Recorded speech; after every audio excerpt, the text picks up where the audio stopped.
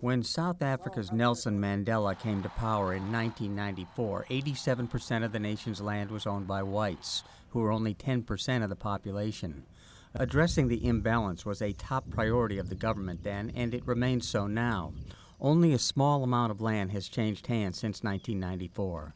The so-called willing seller, willing buyer land reform policy adopted by current President Jacob Zuma has been unsuccessful, and by the government's own account, at least 50% of South Africa's land reform projects have failed.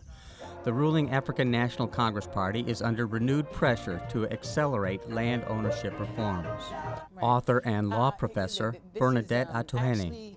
What I believe is happening is that the process is still low, number one, because the proper amount of money isn't being given to the land restitution program and land reform more generally. The process is going so slow because of lots of administrative hurdles.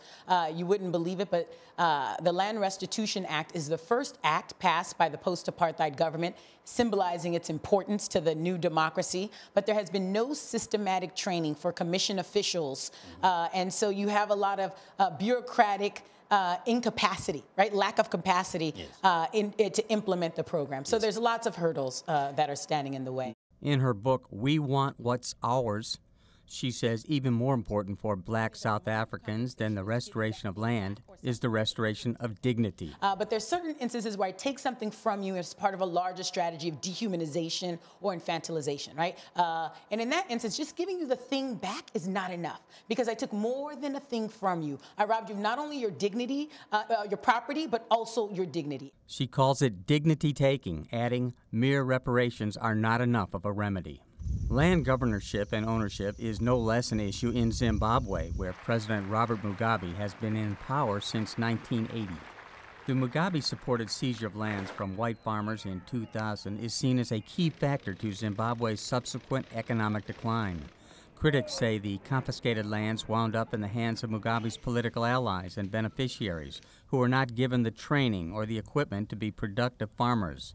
That, critics said, led to an economic decline that President Mugabe blames on colonialization, drought, and economic sanctions imposed by the West. Today, some experts, like agricultural researcher Dr. Prosper Matondi, are praising Zimbabwe's partial economic comeback and land reform efforts. In terms of land allocation, it has been a major success. Probably it's one of the few land reform programs in the world that over a period of time has moved so many people into commercial production. Most farms in Zimbabwe are now black-owned. There are now only a handful of white farmers left, and some of their farms have been designated for redistribution. Paul Sisco, VOA News.